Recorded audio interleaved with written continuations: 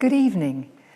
Tonight I'm going to talk very much about something which perhaps as an environmental group or interested parties in nature, you never thought you'd be listening to. It's all about banking, about finance, and so on. But what I hope at the end of this lecture, in 50 minutes' time, you'll understand why we need to start asking questions about our financial systems. Because at the end of the day, they're going to be fundamental questions that we need to ask, not only of ourselves, but also of the whole society. One of the things we have to recognize is that we don't know precisely how countries are going to tackle these triple crises of global recession, climate change, and in effect that widening set of inequalities that we've seen emerge during the COVID pandemic. Each one of them is a systematic issue, and it's a crisis in its own right. But together, they kind of form the perfect storm of cascading threats. What we do know is that policymakers everywhere are going to have a choice. They can continue with the centuries-old ideas of making small incremental changes, superficial reforms, and these really fail to address or engage with the underlying problems. Or they can seize the opportunity to adopt a radically different approach, collectively reimagining the foundations of our economies. What they need to do then is to recognize that prosperity isn't just about economic growth. It's also about ensuring that people are living prosperous, fulfilling lives, and that at the same time we are investing in the sustainable health of our planet. So in this lecture, what I want to do is to look at how we can create more successful ways to live ourselves, but also how we can create those opportunities to flourish through increased well-being, but in principle where investment in nature is the norm. It's no longer something rather specialized that environmental groups do, and how it's then used to underpin sustainable and inclusive economic growth. Some of the outcomes that we should be interested in when we're reading the newspapers and literally kind of engaging online with people is things like biodiversity net gain, natural prosperity and resilient places, a just transition to net zero, not just about getting to net zero for emissions, but doing it in a just way, and inclusive economies, whether they're green or blue. And I think generally, I hope that by the end of this lecture, you're going to see that it's really important in delivering these that we look at the type of fiscal policies, the kinds of financial instruments that are out there, and with that, the new kinds of decision-making processes that are going to be needed. We often refer back to the 2030 Sustainable Development Agenda. It was decided in 2015, and it was called The Future We Want. Little did we know, of course, that 5 years later, we would have a very, very stark decision put before us. What was clear, though, at that time, was that climate change, biodiversity loss, and social inequality all needed to be addressed urgently. But since then, of course, the COVID pandemic has exposed just how much these aspects are intertwined. And more importantly, whilst investors have previously been focusing on climate change and the climate crisis, which is, in fact, one of the planet's gravest problems, but now they're becoming increasingly concerned about the significant financial liabilities and risks stemming from biodiversity loss and the destruction of natural ecosystems. In fact, if we look at the damage to ecosystems, whether it's forests or grasslands, coral reefs, and all of that associated loss of biodiversity, we think now that it could drain nearly $10 trillion from the global economy by 2050. Now, a recent report by the Worldwide Fund for Nature estimates that these losses not only come from the usual suspects like reduced crop yields, fish catches, and exposure to floods and other natural disasters, but also there's a whole variety of intangible market costs.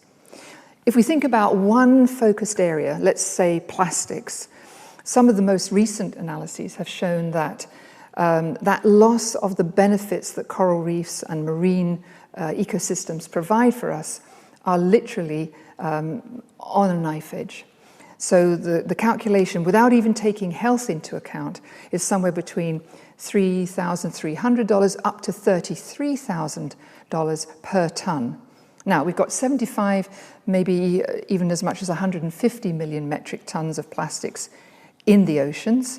That was sort of 8-9 years ago, and we're still coming up with new estimates. This amounts to a loss that could be somewhere up to $2,500 billion. That's just in the lost services that those ecosystems can provide. So when we start to think even more in detail about what that looks like, we find examples that are really quite stark. So for example, when we see that plastics can transport different kind of invasive species around the world, there is one in particular, a pathogen. It's an invasive species and it attacks the skeleton of coral reefs. And when that happens, and when it kind of gets dispersed in this way, we now estimate that the cost of just that pathogen is $272 billion globally. So what you begin to understand is that our interventions can be seen as rather minimal in size of in compared to the size of the problem. Now, WWF, in their report, created something called a global conservation scenario. And what they were saying is that let's imagine that the world adopts a more sustainable pathway and we invest in it and we look after ecosystem services. What they consider, even under the best scenario, is that the GDP would be slightly higher, maybe $11 billion by 2050, so rather conservative, nevertheless a gain. But what happens is that these small estimates are just because we've put an enormous effort into protecting ourselves against the loss of just a few ecosystem services. But imagine that we don't even take into account in that tipping points where ecosystems have gone to the edge and thresholds have been expanded over, and essentially you see the collapse. You see fires spreading, you see drought in savannas, everything becomes more vulnerable and catastrophic. So effectively, taking a sort of least damage approach, even that is going to really impact us. Now, we know these vulnerabilities. There have been fantastic reports put out by international government bodies, the science body called IPBES. They've warned about the current levels of ambition falling far short of what we need to do. So in the end, reading all of these reports, we come to the idea that what we need is essentially a new deal for nature and people together to reverse the loss of biodiversity. In other words, we need to put nature on a path for recovery to benefit everyone, both people and the planet, before it is too late. Now, in an impacted world, we can see all kinds of reasons why this happens. It's not so difficult. In a healthy biosphere, over many, many millennia, we've been able to see that humans could draw down the goods and services that nature provides, not only for consumption, but also to invest, to accumulate produced capital, as we might call it. They could be roads, buildings, all kinds of things. They could also be used to invest in human capital, so health, education, aptitude. And in a sense, nature was driving the economy. It was making all of this possible.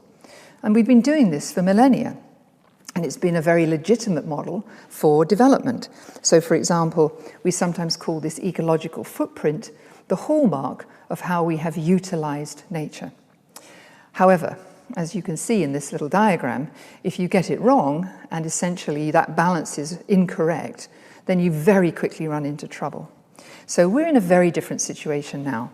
In other words, demand, measured as the human population, and our activity per capita, even if you do, and divided by efficiency, that's, in other words, how nature is converted into something rather crude, like the gross domestic product, and how it gets transformed by waste, is larger than supply. And that's where we are today. Now, a very important report has been brought out by Partha Dasgupta, brought out earlier this year.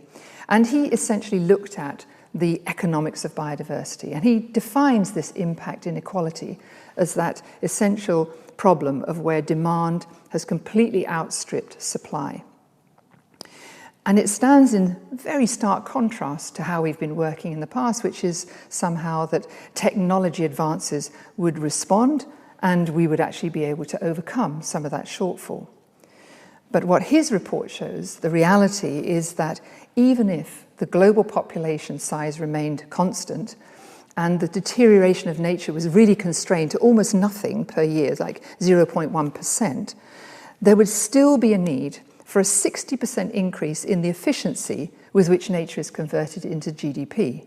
So this is incredibly unlikely. In other words, increases in efficiency alone are just not going to be able to close the gap between the human impact and nature's regenerative capacity. But neither is perpetual economic growth possible in the long run, given the model that we have. So we're really failing to sustain nature, and the demands far exceed the supply. If we just sort of stand back and look at the numbers, they're very, very stark. We can see that human capital has increased about 10%. The per capita, the capital produced per person has doubled, but the stock of natural capital has actually declined by nearly 40%. So everything is going in the wrong direction. Now, it's not just about today. We're actually endangering our prosperity for future generations. And this is not something trivial. This is genuinely the case. It's not about there's a limited planet and only some of us have access to it. Even those who are in the most developed part of the world, using resources essentially as if they were unlimited, we're effectively shooting ourselves in the foot. And this is because the current rates of biodiversity decline are faster than we have ever seen in all of recorded history. Now, what COVID-19 has shown us is that the way we go about managing the planet and using resources is sort of doubly defective. We're rapacious in our use of resources, but we're also careless in the way we use resources, connecting things, creating connections which weren't there before. And in a sense, what COVID has shown us is that we could be at the beginning of a downward spiral of sort of tipping points and thresholds being crossed, where we literally could not stop it even if we wanted to. So how can we change this sort of impact inequality, as Lord Dasgupta has told us, into an impact equality? What he thinks is that there are several avenues. Well, first of all, rather the simplest one, is to reduce per capita global consumption. Everyone should essentially use less. There is, of course, always the tenet that lowering the global population from today's level is an avenue that one could follow. You could also imagine increasing efficiency, but as I said, not likely to be able to match the kind of demand that we're putting onto nature and all of the goods and services. And so we come to the last point, and this is the one that really I want to talk about for the rest of the lecture, and it's about investing in nature. Through conservation, of course, restoration, and in a sense, encouraging regeneration. That regenerative rate is what we need to really think about. And I really do believe that this investment in nature, is not only urgent, but potentially we could turn the corner. We could have the greatest impact in offsetting the damage that we currently are doing to nature. In other words, we're going to use the global wealth to create alternative pathways for managing land and oceans. Now, when I talk about the global wealth, I actually mean your wealth. I mean your life. It may be that you have very modest savings, or maybe you haven't been able to save anything at all. But essentially, everything that we are contributing, either to our society, to our families, to people around us, that is our wealth. And imagine that we use the power of that wealth when it comes, let's say, from pension funds or wherever, but we use that to drive a deeper understanding across the whole of society that investing in nature is essentially akin to investing in ourselves, because that is really what it is. It's ourselves today and our future selves. And in fact, our well-being is really what this is all about. And if we don't do that, we should consider that damaging nature is directly damaging ourselves. So how do we do that? Well, fortunately, there are some moves afoot. But we need to pay attention to what they are, because they're not easy. They're really complicated. And I'm going to try to sort of step us through some of the things that you might be interested in. Now, some of them are rather arcane, some of them are very interesting, but let's hope the whole package gives something of interest to some of you. So the main obstacle is that we have institutions that are failing us. They really haven't recognized the true value of nature in all the goods and services that we are buying in our everyday. It's just not reflected in the market price. And why is that? Well, it's because nature comes along in three different ways. It's silent, it's invisible, and it's mobile. And this means that negative effects on much of nature have gone unnoticed. So we have this proposed problem, which is called creating externalities. So when we do damage, we somehow put it to one side and someone else will deal with it. We think it's an external part of the problem. But in fact, it isn't. And if we don't bring those externalities back into the marketplace, the market won't function well. As a result of that, we have massive underinvestment in nature. Because if you don't notice that something's going wrong, well, you're not going to invest in actually fixing it. But when we think about nature as our most precious asset, it's much more than an economic good. In fact, its existence is imperative to all of us, and it has intrinsic worth, not only just to indigenous peoples, but to all of us. And there have been many economists that have pointed this out. Partha Dasgupta, as I mentioned, Herman Daly back in the 90s, Robert Costanza, and big initiatives like TEEB, the Economics of Ecosystems and Biodiversity, and the Capital Coalitions. So all around the world, maybe eating away at the edges, we've got initiatives, programs, groups, companies, governments, all trying out different methods and frameworks to see if it's possible to value ecosystems and biodiversity. Now, you may have read about payment for ecosystem services. Some people find that this is rather difficult to sort of take on board because it sort of puts a monetary value on nature. But fundamentally, if we don't do this in one way or another, then we will not get the capacity to invest in nature in the future because it will have gone. So during this year, a lot of political leaders and thinking negotiators and others are coming together to discuss global policies on how to take care of nature, but how to bring nature, climate, and development all together. The kinds of things will be valuing nature, payment for ecosystem services, and more importantly, the alignment of financial institutions, banks, insurance companies, investors, with investments in nature. Now, what's been used in the past is this term payment for ecosystem services. And it's on the whole been used by developed and richer countries to pay poorer nations to protect globally important ecosystems, especially those that lie within their territories. So it could be the Ghats in India, it could be the Amazon. And this is a very iconic ecosystem because many of us know how much the planet relies on the Amazon and the Amazon forest.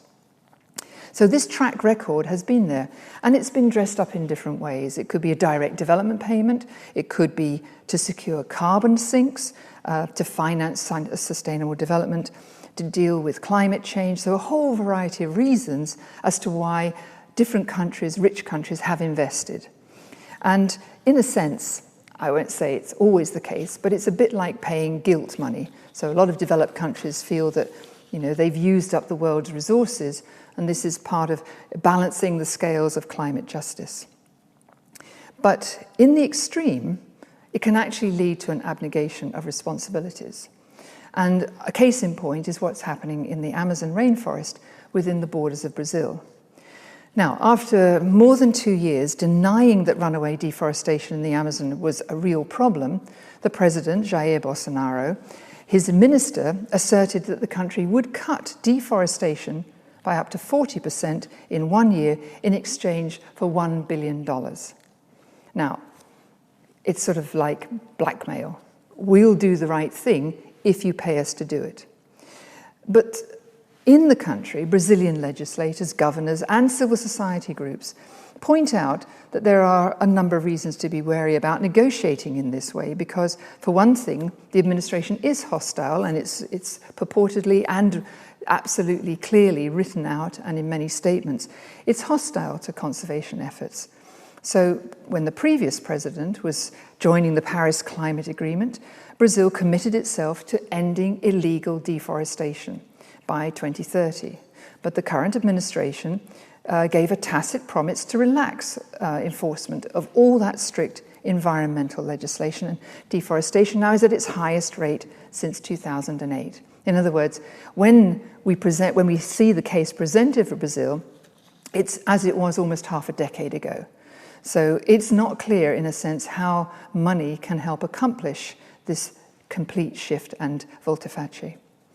In fact, the Norwegian minister stated publicly that decreasing deforestation in the short term is a matter of political will, not a lack of advance funding and financing. So why do I think it's worth saying it? Well, it's because Norway has poured more than $1.2 billion into the Amazon Fund, which pays Brazil to protect the rainforest. So it knows better than any that Brazil has the technical ability, has the institutions to rein in deforestation if it wants to. INPE is a very famous space research centre, and it has the best tools in the world to monitor what is happening on the ground. So this is really crucial for policy planning, but also for the rest of the world to see. In 2006, this same agency was able to define a whole area, about 150 million acres, that were going to be put to one side. It's like the size of France. And they, at that time, cracked down and had raids and essentially tried to stop illegal deforestation. But since then, all of that has gone by the board. So we know that there is a big difference between the capacity and the will, and that money sometimes doesn't do it. Nevertheless, as we consider moving forward, we know that we have to design solutions that will create fundamental tenets that could make sure that ensuring demands on nature do not exceed supply, that investments in nature increase the supply above the current levels. We do need to use economic success measures of that to basically put nature into social and financial decision-making processes. But most critically, it's about transforming institutions and systems. And with that, I mean finance and education, because without those, you won't be able to confront and to reverse the kinds of changes that some political regimes put in place.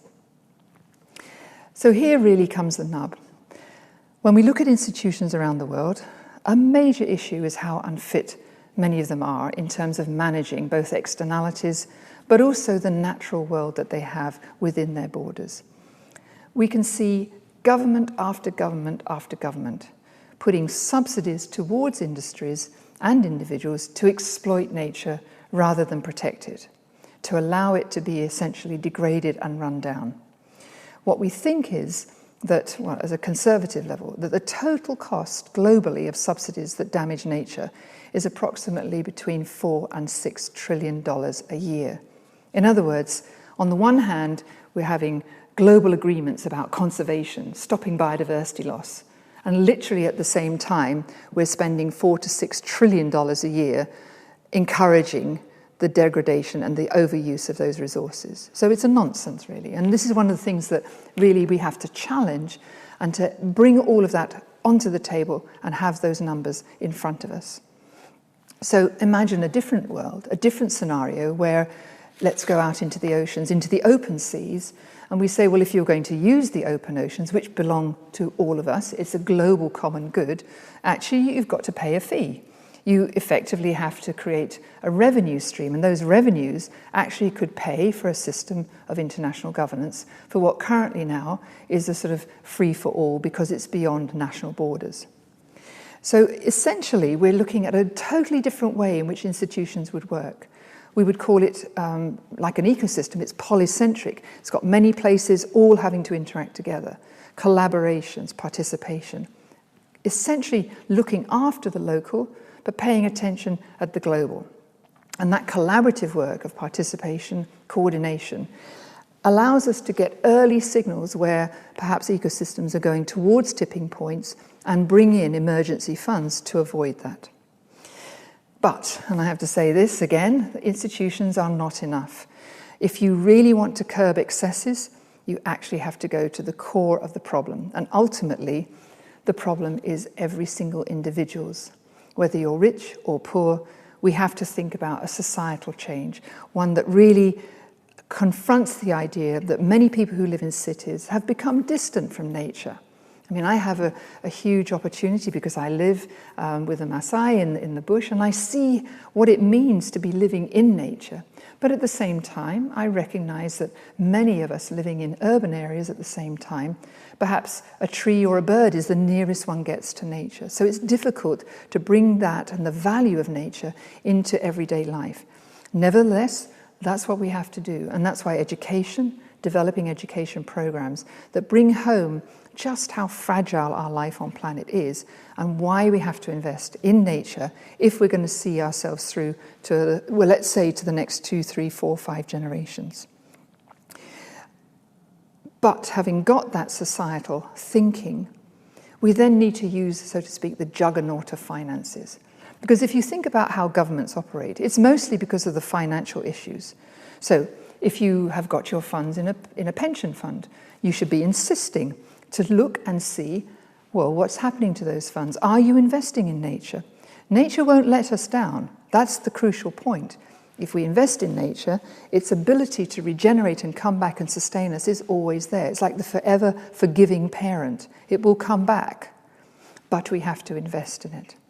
And so when we're thinking about going forward from a simple scheme like just paying for an ecosystem service, we need to think about a totally different financial strategy, a green financial strategy which has got planning and future strategies for humankind at its core. Now, a lot is said about it, and some, many, many words are said.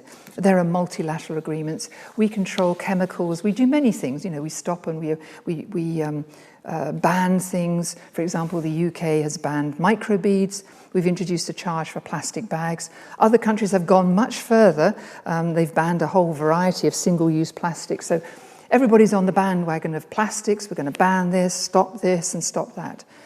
But actually, all of these are just they're like touching at the edges of why do we have so many plastics in our communities, in our life, in our world. If you think about it, back up to what I said, fracking has released an enormously cheap fossil fuel, which is going to go into a chemicals industry, which is going to generate, as we understand it, trillions and trillions of dollars worth of essentially the raw materials, the feedstocks which go into plastics. That's just doesn't make sense if at the other end we're trying to clean up the oceans where all of these plastics are running in and now ending up in the human food chain. So we need a whole of society approach. What's interesting is what's happening in the UK. And this is not alone. Australia is on the same way and many other countries. But let me highlight, because we're here in the UK, and it's probably interesting because you must have heard on the radio something called ELMS, the Environment Land Management. And if you listen to the Farming Today in the mornings on the radio, you'll see that there's a lot of anticipation, anxiety, and so forth. So in leaving the European Union, the government had to, in a sense, recognise that the Common Agricultural Policy, the Common Fisheries Policy, had really been the underpinning for many farmers and fishermen, fishing enterprises, to keep them going. And now we need a transition towards placing nature at the core of our economy. So we have to enshrine it in law. And the first step, along a very long path, I have to tell you, is a green future, our 25-year plan to improve the environment. So there it is, it's on the table. And it comes along with the green, clean growth strategy and our industrial strategy. So the attempt from the Environment Plan is to set out a comprehensive set of long-term actions to protect and enhance the environment for the next generation. And we have to deliver many things: clean growth, to combat global warming, to reverse the biodiversity loss. So many things, creating new habitats, helping to stop the decline of native species, minimizing pollution, especially for chemicals and plastics. Most importantly, though, connecting people to the environment to promote greater well-being. So there is enshrined in the Environment Plan this understanding that connecting people will help to deliver change. We also need to incentivize people who've got land, who have responsibilities, to step up and change the ways in which they undertake their economic activities. So there are some metrics, there are some principles. The polluter pays principle. You pollute, you pay for cleanup. Precautionary principle. We don't quite know enough. We're going to keep on investigating, but until we know better, we're going to stop doing something. Or environmental net gain. In other words, an overall positive picture. The problem is that right now we don't have any principles governing the valuation and this payment for public goods. But we need it. So we need to understand how to create the financial instruments that will allow us to balance the public goods and private benefit. Now, farmers have really sort of had to step up. We have 3 schemes, and they're going to reward good environmental land management. So the first one is sustainable farming incentives, local nature recovery, and landscape recovery. The local one, of course, is very much around local initiatives, local priorities, a lot of collaboration between farmers working in the local environment. That gets launched in 2024.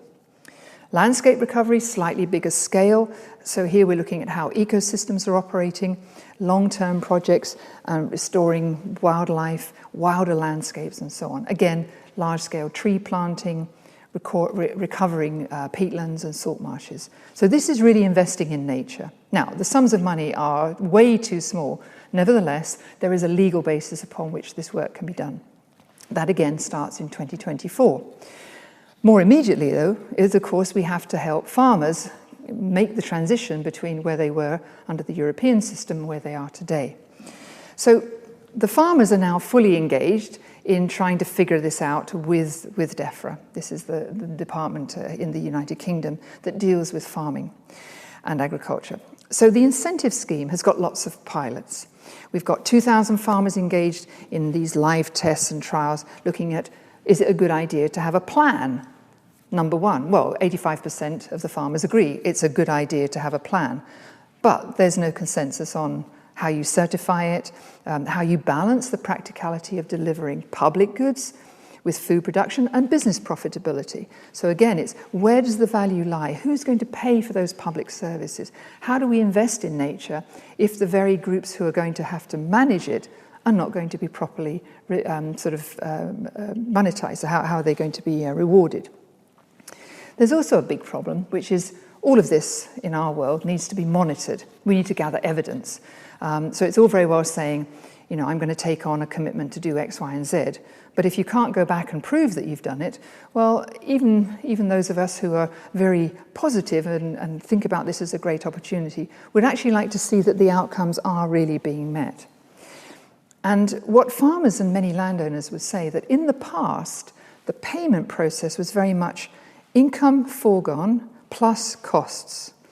But the problem is it doesn't really provide a really good incentive for farmers to join a scheme. So we have to think about very different ways of incentivizing them. And so all these tests and trials which are going on are really trying to think of the best way. Right now they're thinking about some deferred payment based on an outcome. And to give you some idea, we had something called a countryside stewardship scheme. The payment ranges were rather low. So, for example, if a farmer was planting out a hay meadow, they might be paid just over £300 per hectare. Farmers today are saying that to achieve what the real outcome is, it may have to go up to £650 per hectare. So, in other words, a proper valuation of what that will do for the whole of society. Similarly, trees. Under the previous schemes, maybe it was £8.50 per tree.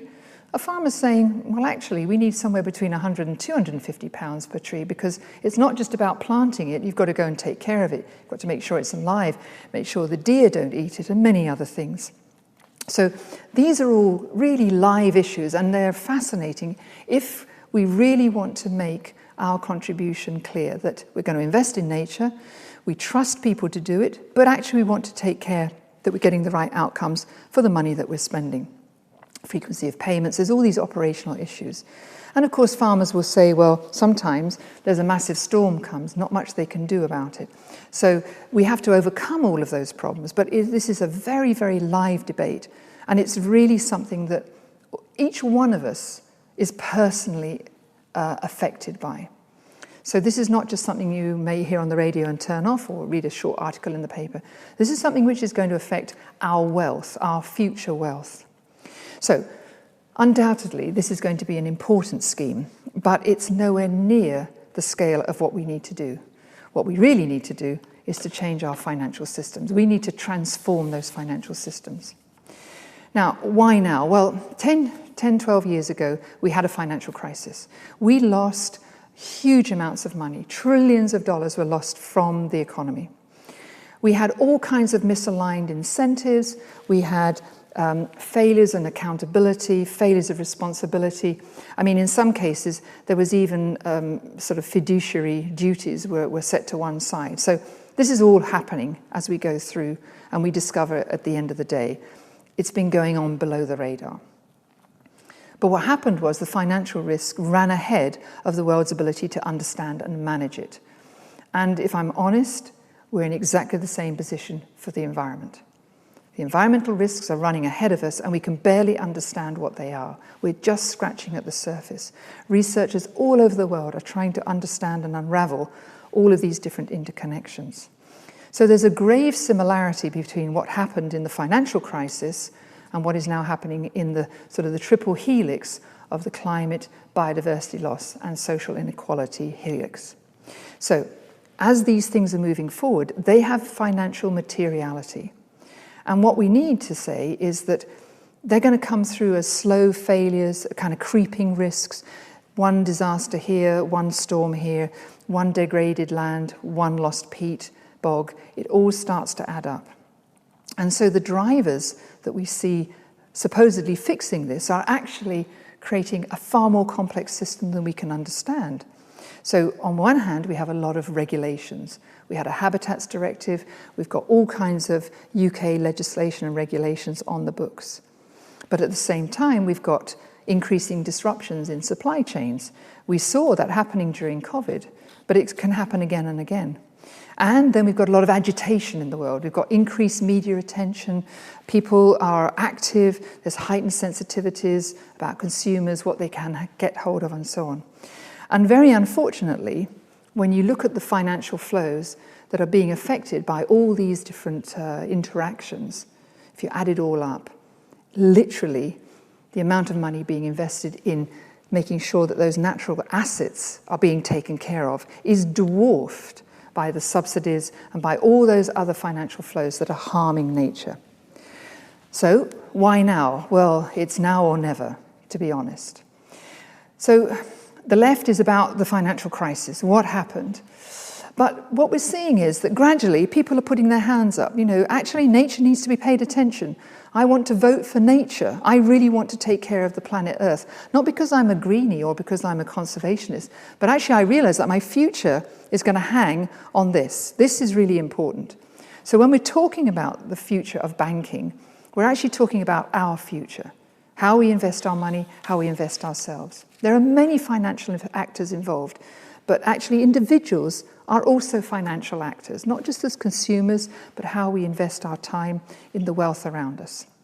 Now, the role of the banking industry is without doubt underrated or maybe not truly clear. A lot of people in the street wouldn't know how much the banks have been doing, and they have. But what they see often is that they're de-risking the world. So central banks, insurers and others, they're making these decisions because they're trying to take risk out of the system. And historically, they've done that because of reputational risk. But now it's coming to the fact that we now need to have a whole of society risk put on the table. So nature is actually affecting corporate lending, but more importantly, it's really creating a new set of banking principles. So we've got good banks that are taking this very seriously. There's a group of them, Rabobank and others. They're defining their own within the food and agribusiness, responsible natural resource management. They can have different measures to stop land degradation, soil erosion, and so on. So these supply chain processes are becoming fundamental to essentially a set of principles for responsible banking. It's a new network. It has some very important parts to it. You might imagine that they'd been there all along, and they certainly were there in potential terms, fiduciary terms. But now we're saying we want to see them from an environmental perspective. So alignment, we want to know that you're not going to be subsidizing something at the same time as saying it's damaging the environment. You want to involve stakeholders. You want to make sure that clients and customers are fully aligned in what they think is actually happening with these investments. And so we can come along to a very simple idea, which is that effectively, we should never have a balance sheet in a company or a bank or whatever, which doesn't have nature in it. So no balance sheets without nature. So you're doing your financials. If you're running a business, you do the quarterly accounts. But the next sheet down is what we want to see now. This is the nature's balance sheet. How many resources are you using? What is your impact? Where are you getting your supplies from? What's the impact of your supply chain? Now, to help us, there's an entire industry out there. They are creating what are called accounting structures, nomenclatures, and taxonomies. These are not trivial. If I tell you that until recently, in the world of economic activities, we had weavers and dyers, but we didn't have anything to do with green. Electric cars weren't even in the categories of vehicles. And you have to go quite a long way down in these nomenclatures, even down to level 8, an 8-digit level, to get to the point where an electric vehicle can be distinguished in the classification system. But the good news is it's actually there. So nomenclatures are important. We need to see the kinds of green products now appearing in these nomenclatures of economic activities. In addition, we also need to know that they're actually doing the job that they say they're doing, and that's why taxonomies are important. So they may sound rather arcane, but we need to ask. So you have a label, an eco-label. It says it's biodegradable. Well, is it? The work I've done on plastics tells me that there are many things called biodegradable, but unless they actually end up in an industrial composting, they're not going to degrade. A plastic bag out in the ocean could sit there for many, many, many years, slowly breaking down into microplastics. That's not biodegradability as we know it. So taxonomies are also important, and really consumers need to engage with this to say, well, actually, what does it mean? So nature's numbers, accounting, is not something, rather dusty and arcane. It's actually the lifeblood of how we're going to be able to understand and make visible the kind of finance that is going into the things that we want to see, the investments that we want to see in nature, so that we don't have greenwashing, that we can actually trace things back. And then a very nice emerging principle. Some banks very early on realized that you can buy bonds, sovereign bonds, various other things. So these are investments and they're issued by various parties. One or two banks, the European Bank for Reconstruction and Development in particular, was a pioneer. They had social bonds and they were quite well accepted. So in other words, a project that does good on the ground socially. But then they brought out a green bond. And what these really point to is that when you say that you're going to have a green bond, it puts a lot of principles that promote the integrity into the marketplace. So there are guidelines around transparency, disclosure, all the things that I mentioned before about the banking principles. But now there's an extra layer. So when you are in the bond market, the green bond market, the use of the proceeds is now controlled. In other words, those proceeds need to be aligned with investments that are green. And what other kinds of things that you can have? Well, there are different use of proceeds. So there might be projects to do with renewable energy. They might have all kinds of direct good, pollution prevention, environmentally sustainable management of living resources, biodiversity improvements, clean transportation, and so forth. So the bond market is a very, very interesting thing because it attracts very large investment. And if you then tie that investment to improvements on land, improvements in energy, improvements in pollution control, you begin to see that the juggernaut of wealth is turning the tide. And it will start to counteract that enormous amount of subsidy that we see, which is really perverse, that's actually taking us off the course where we want to be. There is a subset, which I'm sure some of you may have thought about, which is climate financing. There's carbon markets, there are net zero asset managements, there's all kinds of things that try to really align those big proclamations that we're making about reducing emissions. But I also want to raise a small point, which is often overlooked, and it's about climate voting. Some of you may have shares, and you may go or not go to an annual general meeting.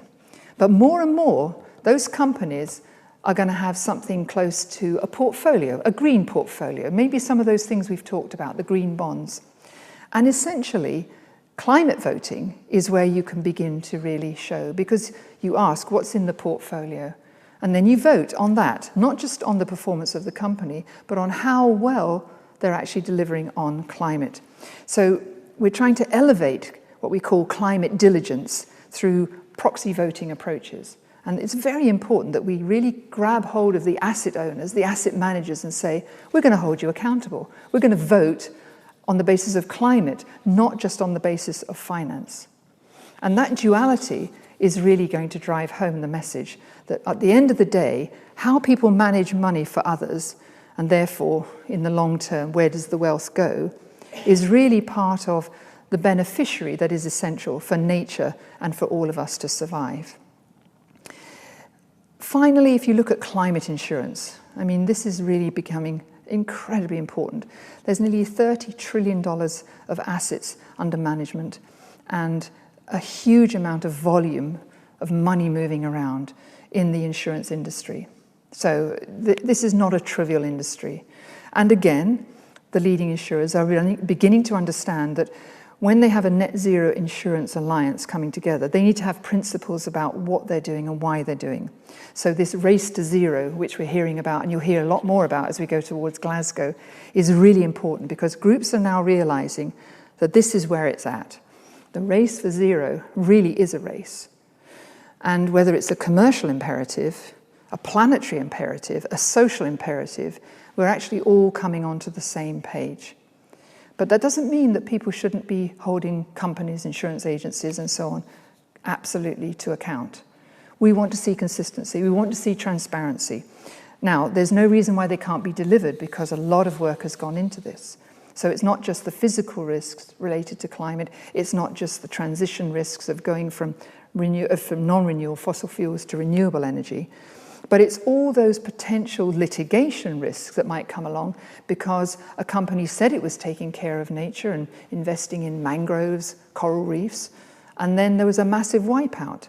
Well, you can see where the finger is pointing. So the insurance industry is now really having to look at how to assess the degradation of nature as well as climate change because they realize that these two are becoming intertwined and the level of risk is going up as they become intertwined. So whether it's insurance, net zero financing, there are opportunities everywhere. And we are genuinely talking about trillions of dollars that is, so to speak, floating around, waiting to find its home.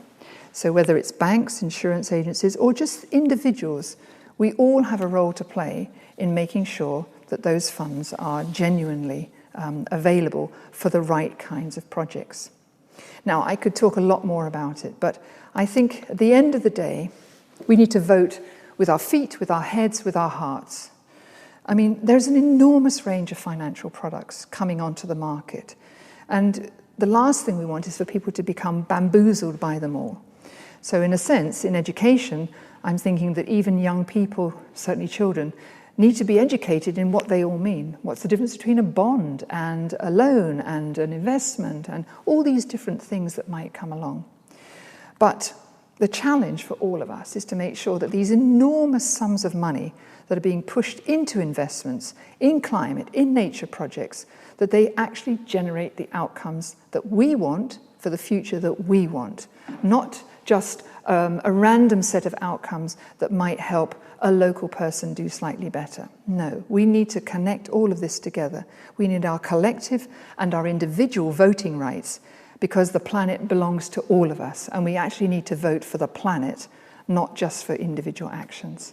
So thank you very much. And I'm going to hand over for some Q&A and hopefully we've got some already. Thank you so much, Professor McGlade.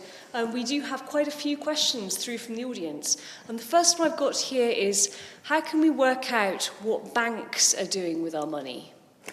Well, the first thing is to make sure that you can even walk into your local branch and ask your bank manager, write an email, ask them. Because at the level that we're operating, at transparency level, they should be able to give you an answer. But there are some good places to go. In the lecture notes, you'll see something called the good banking principles, the green banking principles.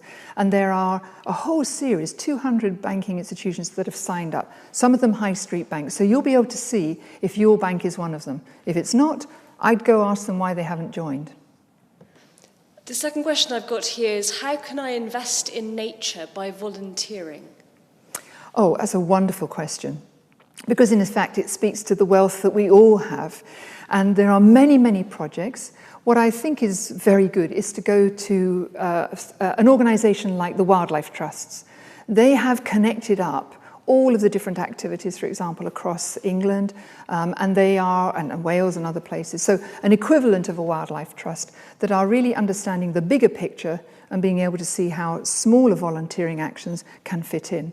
But as we see in the DEFRA programme, there's a way to have local stewardship funded. So your volunteering might be to design a local project which will really help nature to thrive. Another question here about the concept of investing in nature. I feel the concept is a very difficult one for politicians to understand.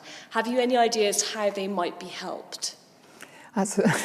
Yes, very good. So I spoke a lot about the failure of institutions, and the political system we have is just one part of that institutional landscape.